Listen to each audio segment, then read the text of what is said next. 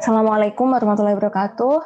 Selamat siang, kita akan bahas lanjutan bagian kedua kaitannya konsep dasar larutan yang akan kita bagi dalam 4. Kaitannya adalah penurunan tekanan uap, peningkatan titik didih, penurunan titik beku, dan tekanan osmosis. Kita akan cepat. Yang pertama, penurunan tekanan uap. Bentuknya seperti ini, adik-adik. Yang pertama, bahwa jika ada zat terlarut dalam pelarut menyebabkan larutan yang terbentuk semakin sukar menguap. Kalau sukar menguap, artinya titik didih dari larutan itu lebih besar dari titik didih pelarutnya. Sehingga kita bisa menuliskan titik didih larutan itu lebih besar dari 100 derajat Celcius kalau misalnya pelarutnya adalah berupa air. Nah, kita bisa menuliskan rumusnya bahwa hubungan antara tekanan uap larutan dengan tekanan uap pelarut murni itu lebih besar yang tekanan uap pelarut murni, sehingga P larutan adalah P0 dikurangi penurunan tekanan uap, atau delta P penurunan tekanan uap sama dengan P0 dikurangi P larutan. Di mana delta P itu sendiri kita bisa mencari dengan cepat, yaitu fraksi mol zat terlarut dikali tekanan uap pelarut murni. Dari rumus 1 dan rumus 2 ini, jika kita substitusikan, akan mendapatkan rumus yang ketiga. Bisa kalian lihat ya di persamaan yang sudah saya tulis.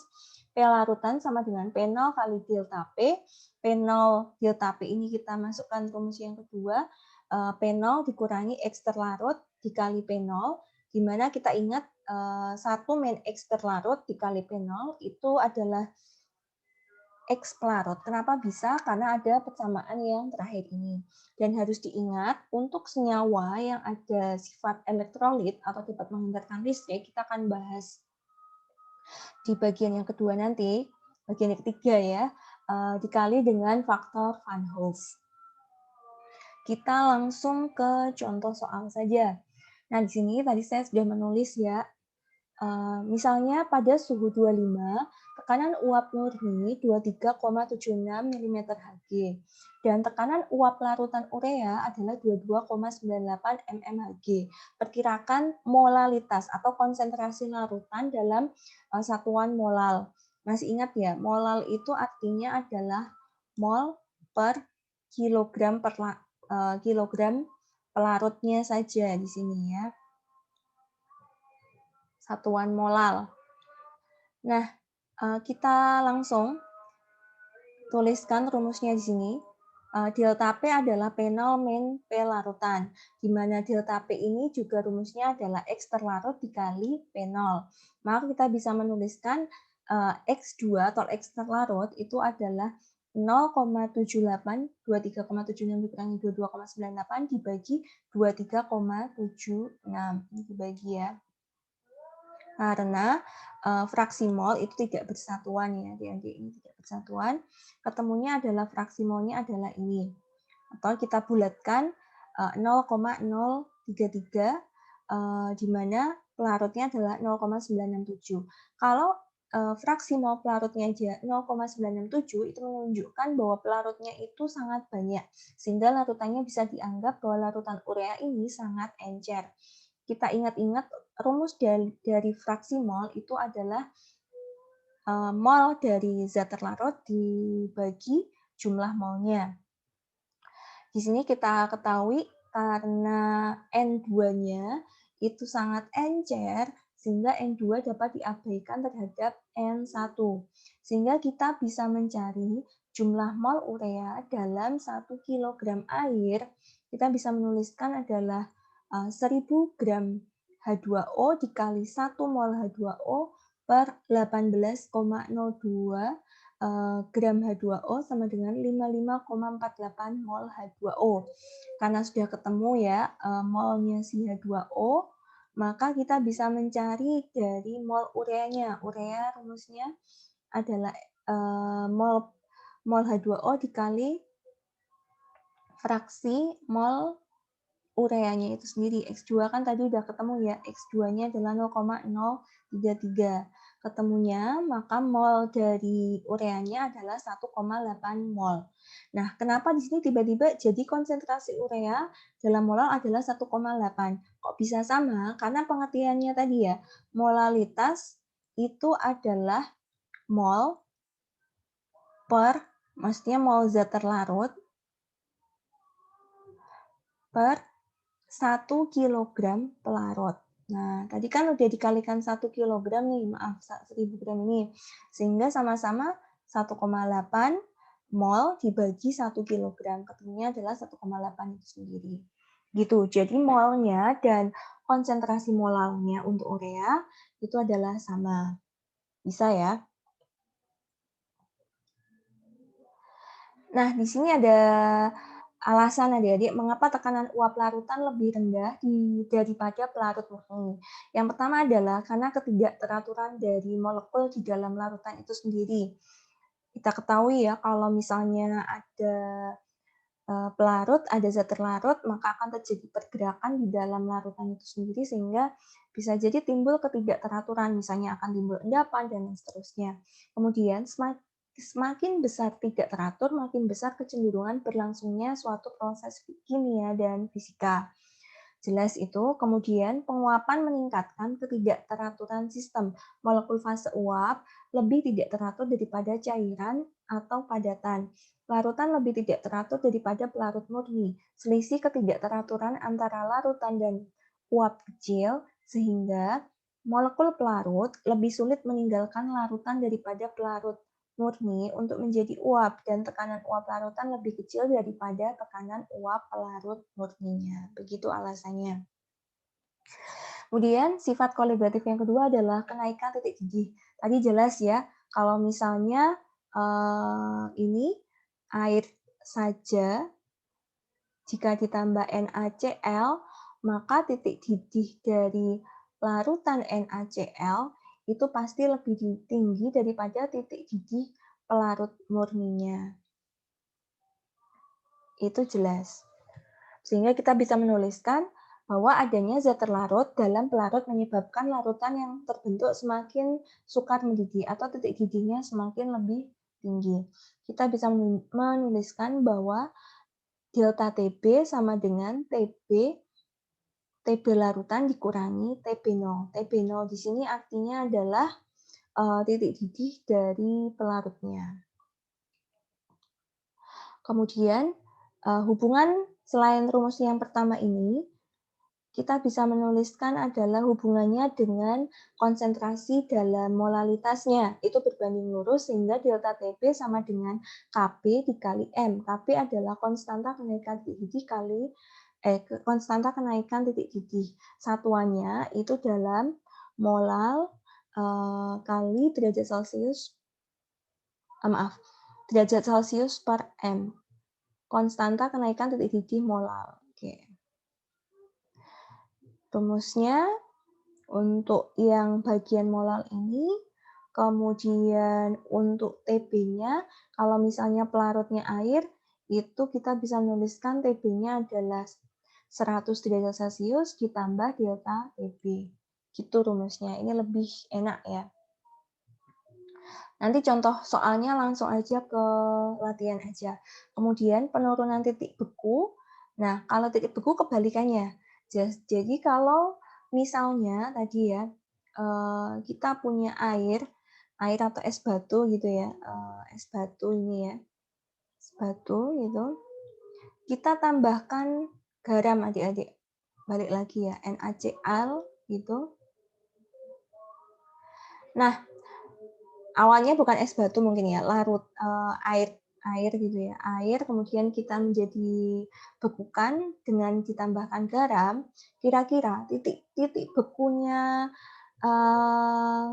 air garam, bukan air garam ya, es yang ditambahi garam sama yang es biasa itu lebih rendah yang mana?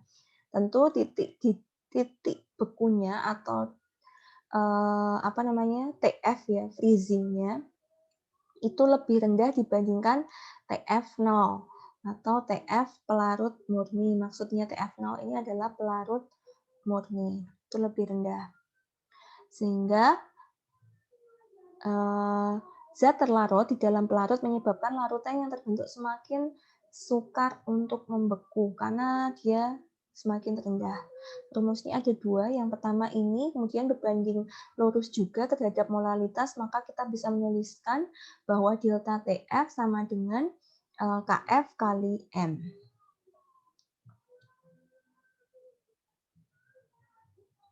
Dan di sini ini rumusnya. Kenapa kok bisa tiba-tiba minus ya di sini? Mudah-mudahan nggak bingung ya, karena kan TF sama TF ditambah delta TF itu sama dengan 0. Kenapa 0? 0 di sini maksudnya adalah TF 0.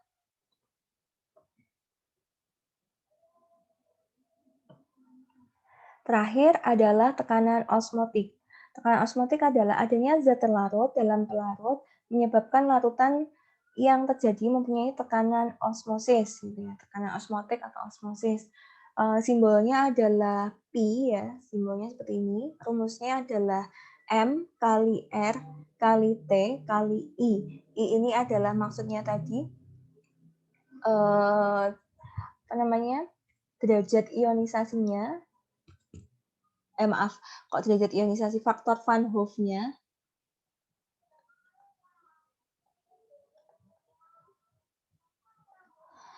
Ini tergantung dari senyawanya ya. Di sini rumusnya adalah I sama dengan 1 plus N-1 kali alfa. Alfa adalah derajat ionisasi. Kemudian yang menarik, satuannya untuk untuk satuannya molaritas harus disatuannya adalah dalam molar M besar. Kemudian R-nya adalah 0,082 liter atm per mol Kelvin. Suhunya juga dalam Kelvin ya. Kemudian kalau derajat ionisasinya itu I itu tidak bersatuan. N itu adalah jumlah mol tiap molekul.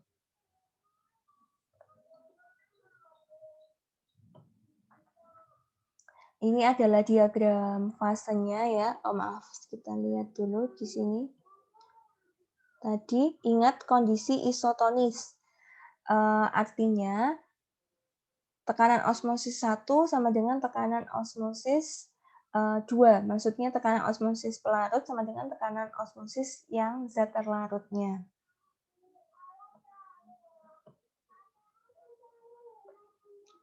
Ini ya, ini bisa kalian perhatikan. Ini adalah diagram fasa untuk air murni, itu di sini. Nah, saat ada zat terlarut yang ditambahkan dalam pelarut ini, maka akan menimbulkan perubahan. Perubahan yang terjadi yang pertama adalah kenaikan titik didihnya.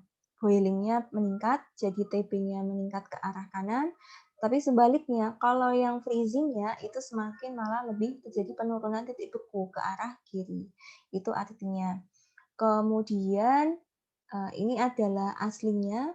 Kemudian ini adalah kalau ada zat terlarut yang ditambahkan ke dalam pelarut sehingga grafiknya menjadi seperti ini.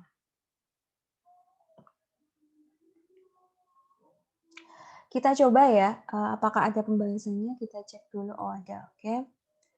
Etilen glikol adalah zat anti beku lazim digunakan untuk mobil. Zat ini larut dalam air, tidak mudah menguap. Titik didihnya 197 derajat Celcius. Hitunglah titik beku larutan yang yang mengandung 651 gram zat ini dalam 2.505 gram air. Ketahui MR etilen glikol 62 dan KF-nya sekian. Kita ingat rumus dari delta TB. Rumus delta TB adalah KB kali M. Langsung pakai ini aja ya. Oh, maaf salah ya. Kok KB, maaf. Karena titik beku, TF kali KF. KF-nya sudah diketahui, maka yang belum diketahui hanya satu, yaitu adalah molalitasnya. M adalah massa per MR atau BM kali 1000 per massa larut. dalam gram. Dah, kita bisa langsung mencari M-nya. Sama? Tiba-tiba di sini ada angka 10,5 mol. Kira-kira tahu ya cara mencarinya? Massa dibagi MR yaitu 651 mol etilen glikol itu adalah massanya 651 dibagi 62.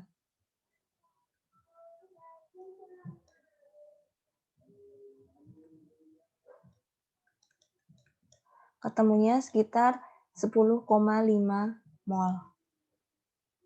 Di slide selanjutnya itu. Nah, kemudian molalitasnya, maka molalitas karena di sini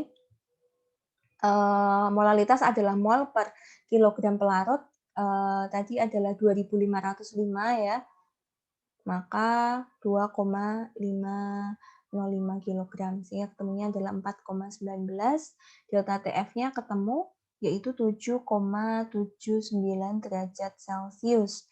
Jadi air murni membeku pada suhu 0 derajat Celcius, maka larutan etilen glikol akan membeku pada suhu minus 7,79 derajat Celcius. Itu cara menjawabnya.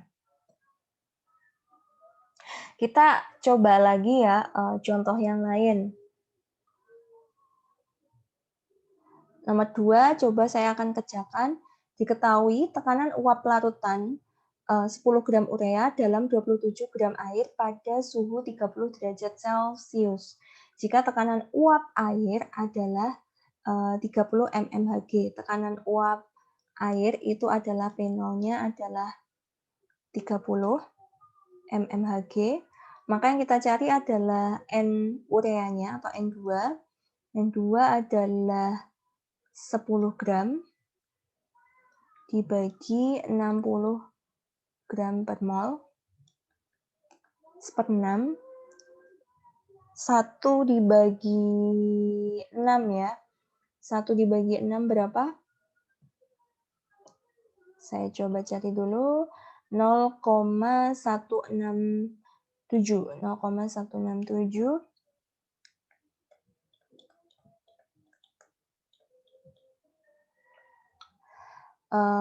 Kemudian N1 kita juga cari, yaitu 27 gram.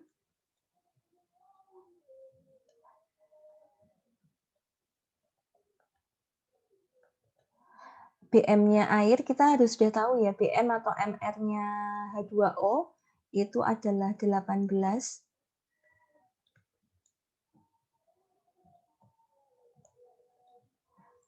Maka ketemunya ini adalah 3/2 atau 1,5 ya, 1,5 mol. Maka yang harus dicari di sini setelah tahu ini tekanan uap larutan ya. Masih ingat ya, yang dicari adalah P larutan. P larutan itu rumusnya adalah apa tadi? Kita coba buka. Takutnya saya salah. Nah ini, P larutan adalah X pelarut dikali P0. X pelarut ya. X pelarut.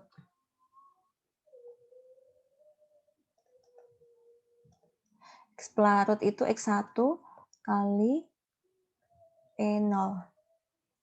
X pelarut atau X1 itu rumusnya adalah N1 per N1 plus N2 1,5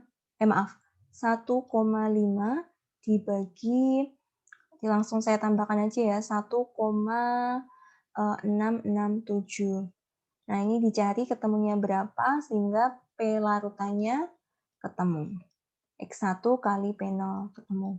Kalian cari ya, apakah benar P larutannya itu lebih rendah dibandingkan tekanan uap airnya? Harusnya sih jawaban P larutan ini lebih rendah karena terjadi penurunan tekanan uap. Nah, kemudian saya akan menjelaskan yang materi larutan elektrolit. Nanti tugas kalian, ini tugas ya, saya pinginnya jadi tugas agar kalian punya bahan untuk mengerjakan. Soalnya adalah nomor 3, nomor 4, nomor 5, kemudian nomor 6, 7, dan 8. Kita akan bahas sedikit yang faktor Van Hoff tadi ya.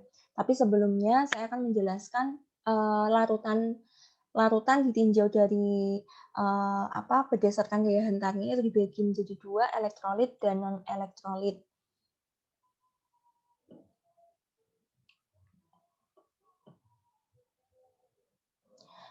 Ini dalam kimia larutan adalah campuran homogen yang terdiri dari 2 atau lebih zat. Saya rasa ini tidak perlu lanjut. Nah, berdasarkan daya hantar listriknya, larutan itu dibagi 2. Larutan elektrolit dan larutan non-elektrolit. Di sini untuk elektrolit itu larutan yang terdapat zat-zat yang membentuk ion-ion ketika dilarutkan dalam air menghasilkan larutan yang menghantarkan arus listrik dengan memberikan gejala berupa menyalanya lampu pada alat uji, timbul gelembung gas dalam larutan. Beberapa macam larutan elektrolit itu berupa senyawa asam kuat, basa kuat, dan garam. Garam yang sudah kalian ketahui itu salah satunya adalah garam dapur, yaitu NaCl, natrium klorida. Sedangkan asam yang mungkin sudah kalian ketahui adalah HCl, H2SO4. Untuk cara mengidentifikasi asam kuat dan basa kuat nanti akan saya jelaskan di pertemuan keempat. Sedangkan contoh basa kuat yang paling mudah adalah NaOH, kemudian ada KOH.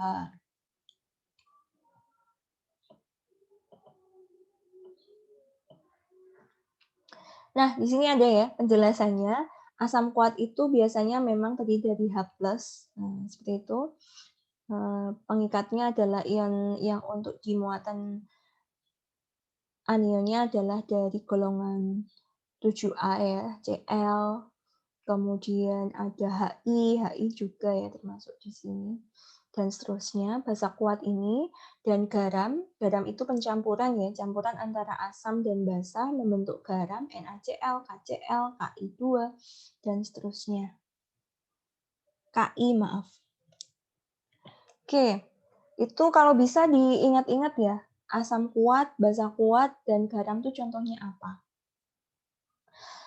Elektrolit itu juga dibagi menjadi 2. Jadi elektrolit kuat dan elektrolit lemah.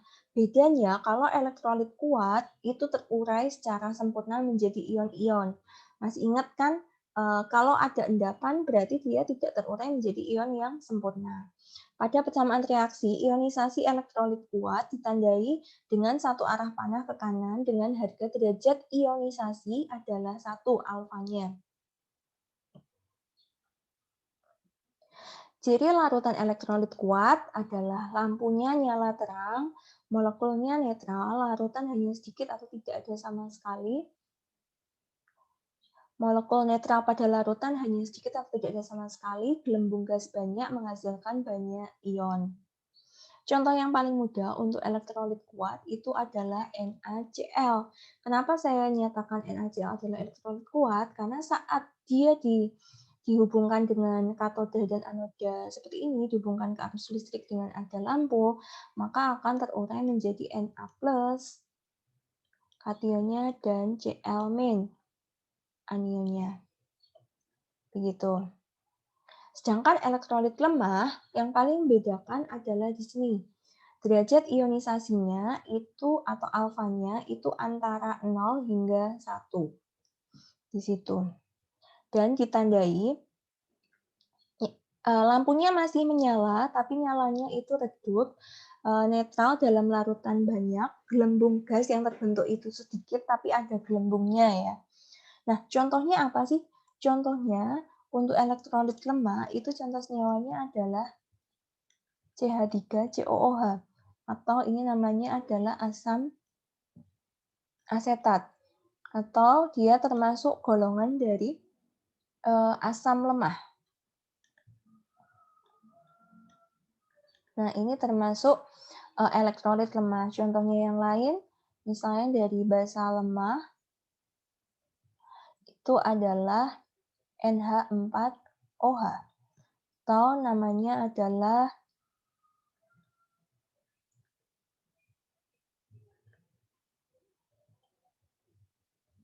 amonium hidroksida. Kalian bisa cari ya contoh-contohnya yang lain. Nah, ini juga ya udah saya tergolong elektrolit lemah itu adalah asam lemah, basa lemah, dan garam-garam yang sukar larut. Masih ingat garam yang sukar larut selain AgCl? BaSO4. Oke, kita lanjut. Sebaliknya, kalau larutan non-elektrolit itu larutan yang terdapat zat-zat yang berupa molekul ketika dilarutkan dalam air menghasilkan larutan yang tidak dapat menghantarkan listrik, memberikan gejalanya tidak ada gelembung dalam larutan dan juga lampu tidak menyala. Nah, di sini bisa kalian perhatikan atau kalian kasih bold ya, bahwa derajat ionisasinya itu 0. Jadi larutan elektrolit pada rangkaian alat uji itu lampu tidak menyala, netral dalam larutan itu banyak, tidak terdapat gelembung, tidak ada molekul yang terurai menjadi ion-ionnya. Contohnya di sini adalah larutan gula. Jadi kalau misalnya nih C6H12O6 ini adalah Ag diuraikan, juga akan tetap menjadi C6H12O6 Ag intinya. Jadi tidak terurai menjadi kation dan anionnya. Biasanya yang paling mudah itu adalah senyawanya senyawa kompleks atau senyawa berat molekulnya besar.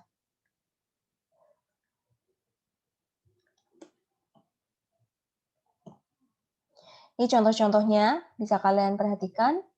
Tadi ada gula, etanol, urea, glukosa, dan seterusnya. Nah, tadi ya ada contoh yang untuk urea, itu rumus molekulnya adalah CONH2 2 kali. Nah, ini arti ya, kalian bisa melihat urea itu kira-kira termasuk non-elektrolit, elektrolit lemah, atau elektrolit kuat. Nah, ini adalah pengertian-pengertiannya. Jadi kalau ada gelembung gas, itu bisa dipastikan dia pasti elektrolit. Kalau tidak ada gelembung gas, berarti bisa kita nyatakan bahwa di sini yang non-elektrolit hanya 2 ya. Kaitannya adalah urea dan 3, alkohol, dan juga glukosa. Air kapur atau CaOH 2 kali ya, CaOH 2 kali itu ternyata termasuk senyawa elektrolit kuat karena dia menimbulkan nyala lampu dan juga gelembung gas. Dia elektrolit kuat. Kita ambil contoh soal ya.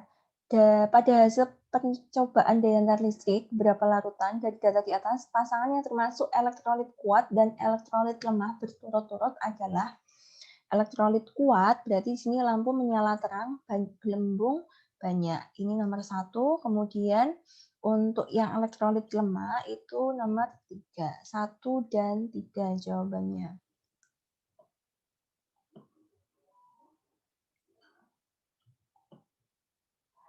Nah, ini sifat koligatif larutan tadi kita udah bahas ya, tapi ini ada singgungan yang sama lagi, delta P, delta TF, delta TB, dan P atau tekanan osmotik.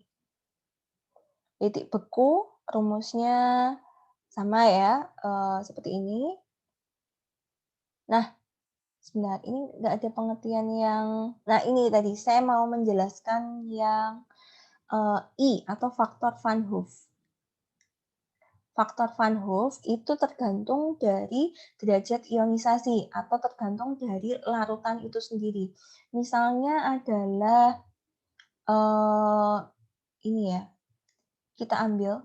Misalnya kita punya untuk soal NaCl gitu ya, atau jangan NaCl mungkin.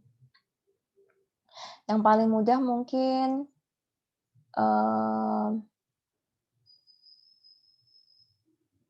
NaOH, NaOH gini aja ya. Larutan NaOH itu berapa sih faktor Van Hoff-nya? Nah, faktor Van Hoff untuk NaOH ini sama dengan 1 plus N-1 kali alfa. Nah, N di sini, N masih ingat tadi N artinya apa? Oke, N itu adalah, kalau di slide tadi sebelumnya itu jumlah mol, saya ralat ya. N itu adalah jumlah ionnya. Maksudnya begini, misalnya NaOH. NaOH itu adalah larutan NaOH ya, Ag. Jika terionisasi, reaksinya akan menjadi Na plus Ag plus OH min Ag. Nah, di sini terurai menjadi 2 ion. Kenapa bisa jadi 2 ion? Karena ada ion, 1 ion Na, ada 1 ion Na plus, dan 1 ion OH minus. Jadi N di sini adalah untuk NaOH, N-nya adalah 2. Sehingga kita bisa menulis 1 ditambah 2 min 1 kali alfa. Alfanya kalau untuk derajat ionisasi NaOH, karena dia adalah larutan basa kuat, maka derajat ionisasinya adalah 1. Sehingga kita bisa menuliskan 1 plus 2 dikurangi 1 adalah 1, 1 kali 1, 1, sehingga I-nya adalah 2. Jadi jangan sampai kelupaan ini. Nah, bagaimana kalau bisa mengetahui bahwa dia itu larutan elektrolit kuat atau elektrolit lemah? Gampangannya, nanti kalau di soal tidak diketahui derajat ionisasinya, jika tidak ada derajat ionisasi, maka bisa dipastikan dia adalah elektrolit kuat. Tapi juga harus diingat, misalnya larutan yang disebutkan adalah urea, glukosa, maka tidak perlu ditambahkan faktor Van Hoff-nya, karena faktor Van Hoff untuk urea, glukosa, sukrosa, etanol, dan seterusnya, itu I-nya pasti langsung sama dengan 1. Yang beda adalah jika I untuk yang larutan elektrolit kuat atau elektrolit lemah itu beda-beda.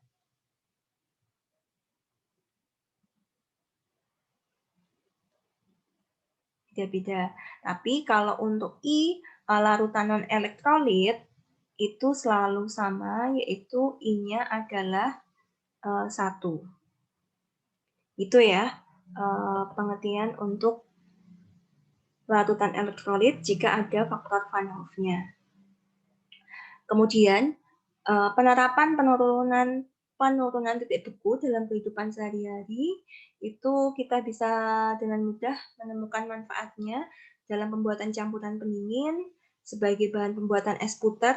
Ingat ya, kalau zaman dulu bikin es itu biasanya dikasih garam untuk media pendinginnya. Kemudian membuat zat anti beku pada radiator mobil, mencairkan salju di jalan raya, anti beku dalam tubuh hewan, menentukan massa molekul relatif. Sampai seperti itu. Begitu mungkin untuk pertemuan ketiga pada kesempatan kali ini. Ingat, kalian ada tugas, yaitu nomor 3, 4, 5, 6, 7, 8, nanti dikumpulkan di LMS. Saya akan membuatkan tempatnya, ya, assignment-nya. Begitu mungkin dari saya, kurang lebihnya saya mohon maaf. Terima kasih. Assalamualaikum warahmatullahi wabarakatuh.